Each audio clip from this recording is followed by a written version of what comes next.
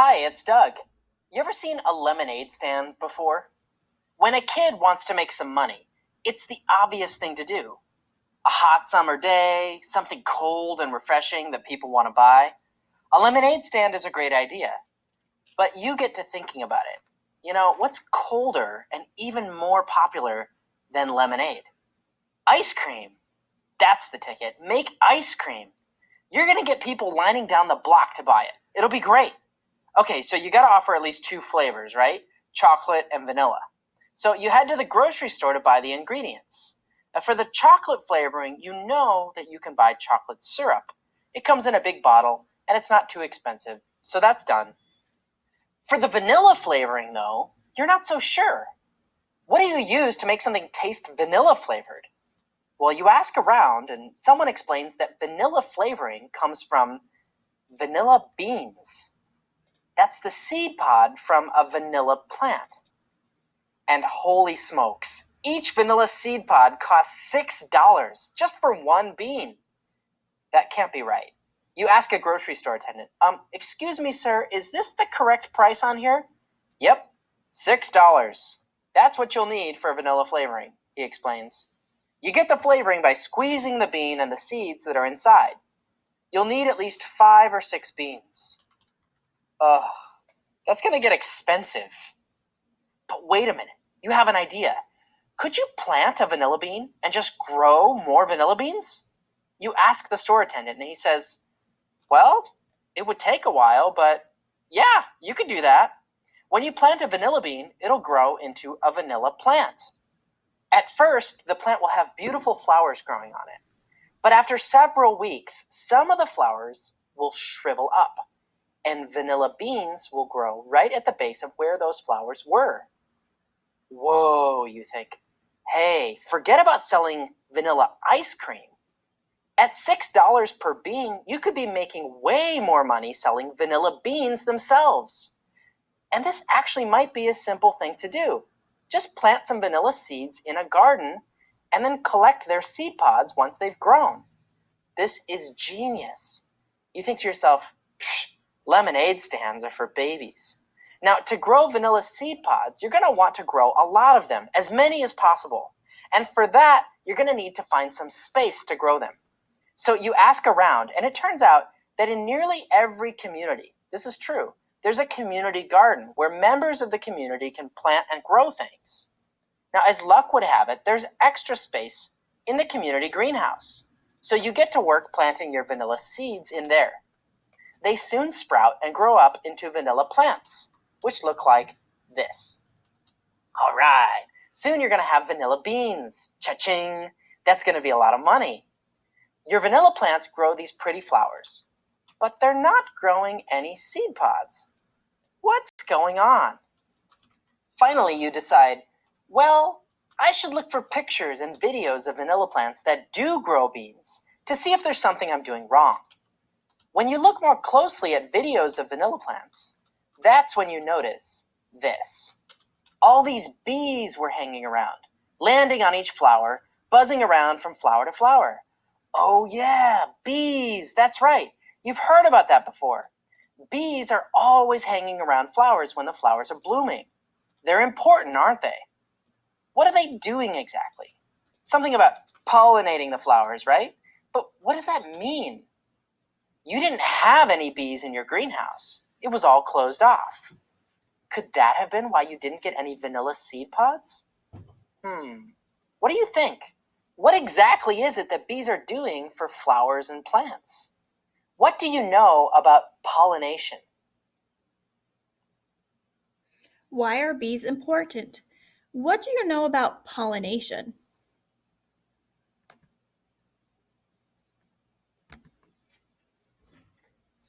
When we talk about vanilla beans or seed pods, it's important to keep in mind what this part of the plant is. Inside of a seed pod are the plant's seeds, and the seeds of any plant are just like babies. They're plant babies. It sounds funny to say it that way. We don't often put the word plant and baby next to each other. But seeds really are plant babies. Once the seeds are planted, they'll grow up into adult plants. So again, your vanilla plants, they grew well and they grew flowers. But as you learned, the flowers are supposed to eventually shrivel up and become vanilla seed pods. That never happened. Watching the video of vanilla plants in the wild, you were reminded that bees are somehow important. In the wild, flowers bloom. Bees are attracted to them, and eventually the flowers turn into seed pods. It's almost as if the bees perform some kind of magic on the flower, and that turns the flower into seed pods. What is it that bees do? Well, notice how it's the center of a flower that the bee is interested in. It crawls down in there. That bee is in there for a few seconds, and then it comes back up and flies away. When a bee does this, it comes out all covered in this yellow powder. Do you see that? This yellow powder is what we call pollen. Notice that the reason the bees are getting covered in pollen is because as they climb down onto the center part of the flower has all these pollen dusters surrounding the center. You see the yellow pollen at the tops? The bees bump into those pollen dusters in order to get to where they're going. So the bees wind up getting really coated in pollen. There's a second part of the flower center to notice, and that's this thing right here in the middle, sticking up above the pollen dusters. It's this knob-like thing. Now, if you touch the end of this knob, you'll feel that it's sticky. It doesn't matter what kind of flower you have. If you look at the middle of any flower, there's always a knob-like thing that's poking above the pollen dusters, and it feels very sticky to the touch.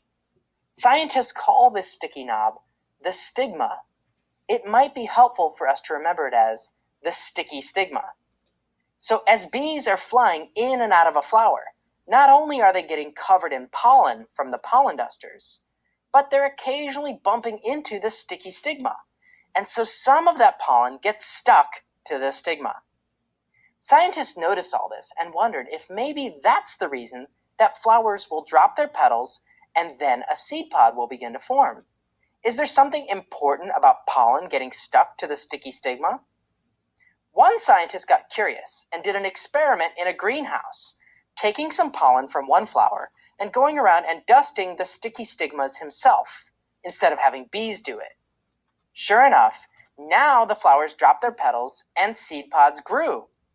So in order for seed pods to grow, there's an important process involved. The sticky stigma in the center of the flower needs to get pollen on it.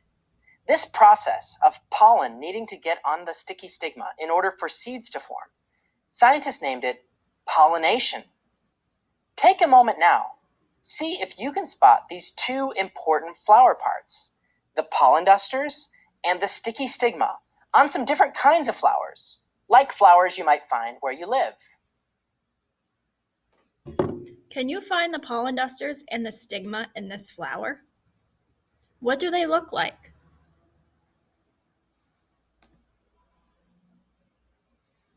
Can you find the pollen and dusters and stigma on this flower? What are they looking like? What about this flower? Where are the pollen dusters and stigma on this flower? Now that you know the stigma needs pollen on it in order for the seed pod to grow, what can you do in your greenhouse?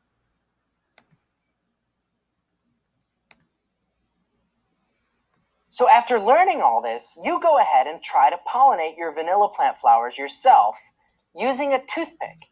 You carefully take some of the pollen from the pollen dusters and move it over to the sticky stigma.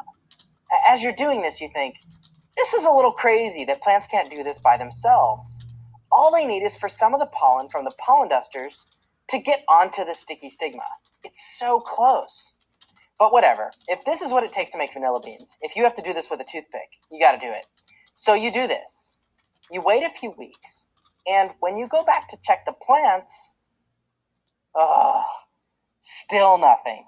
The flowers still aren't turning into seed pods. It didn't work. What is going on here? Did you do something wrong?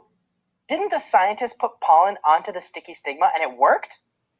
What's missing? Let's watch a video of bees landing on flowers again, but this time, watch a little more carefully. See if the bees are doing anything different from what you were doing.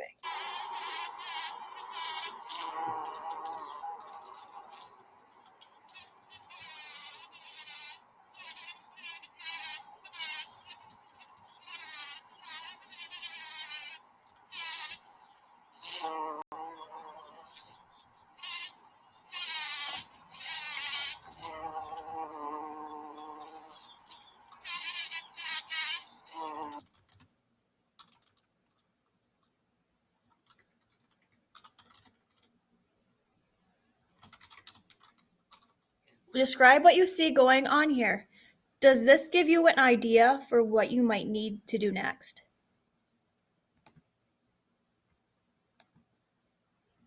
So you know that a flower needs pollen on its sticky stigma in order for its seeds to develop. But when you moved pollen from a pollen duster to a stigma like this, it didn't work. Why not? Well, did you notice a clue in the video you watched? You already know that bees are interested in the center part of the flower. They're doing something in there. But did you notice anything else in this video? There was a clue, an important detail which you hadn't noticed earlier, right here. In this video of a bee, you could really notice the bee is flying from flower to flower to flower. It would land on one flower and crawl around toward the middle, do something, and then fly away to the next flower and repeat. This clue hadn't been obvious the first time. The pollen a plant needs on its stigma can't come from its own pollen dusters. Or in other words, a flower can't pollinate itself. It needs pollen from a different flower to create seeds with pollen from another lily over here or one down the street. This even makes a little sense if you think about it. Remember that plant seeds are baby plants. Well, just like animals, for a plant to have a baby, there needs to be two parents, a mother and father. In order for seeds to form, one plant has to get pollen on it from a separate plant. So there are two parent plants involved, just like a mother and father. This means that with your vanilla flowers, it won't work to use pollen from each flower's own pollen dusters. You won't get seed pods this way. On each flower's stigma, you have to get pollen from a different vanilla plant, say one that's over here on the other end of the greenhouse. There need to be two parents. Now, how does a plant do this? That's easy, right? The plant just gets up and walks over to the other plant, and they trade pollen. No, of course they can't do that. Plants can't walk. So that's why bees are involved, you see? Bees, unlike plants, can move around from flower to flower. So that's why it's such an important clue to notice the bee flying from flower to flower. And in the earlier example, the scientist had used pollen from one flower and walked around the greenhouse, pollinating different flowers. So now that you know this, it's time to solve your vanilla bean problem. What do you need to do in order to get the seed pods to finally grow?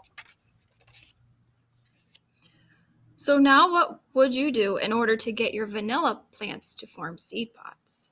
In case it's not obvious by now, you need to take pollen from one vanilla plant and dust it on the stigma of a different vanilla plant. So now that your vanilla plant flowers have gotten pollen from other vanilla plant flowers, your seed pods will finally grow, and you'll make lots of money selling vanilla beans. Congratulations! That just leaves one question though. In real life, I said that it's often bees that do pollination for many flowers. Why do bees help plants out like this? I mean, how would bees even know that plants need pollen to be moved? Are bees just somehow geniuses who study plants and want to be really helpful to them? Here, I can see you're having trouble forming seed pods. Let me help. No. There's a much simpler explanation, and the clue is what those bees are doing when they land on the flower. We already know that when bees are inside the flower, they bump into the pollen dusters, which coats them in pollen. By the time they crawl out of a flower, they're covered in pollen. What we should ask ourselves is, why do the bees crawl in the first place? Is there something about the center of the flower that they like? Well, check out this video. This is a bee that's landed on the center of a flower. And watch what it does. See that right there? What is that? That is the bee's tongue. It's sticking out its tongue and drinking something at the base of the flower center. There's a liquid there which the flower makes. If you were to take your finger and sample some of that liquid yourself, you find out that it's very sweet. It's a little sweet treat, a tiny pool of sugar water made by the plant. We call it nectar. If you ever want to see a bee's tongue close up, just soak a paper towel in sugar water and leave it out for a bee to land on. You'll see it. Isn't that cool? Now, in order to get the nectar that a flower offers, a bee has to crawl around the pollen dusters and also brush up against the sticky stigma.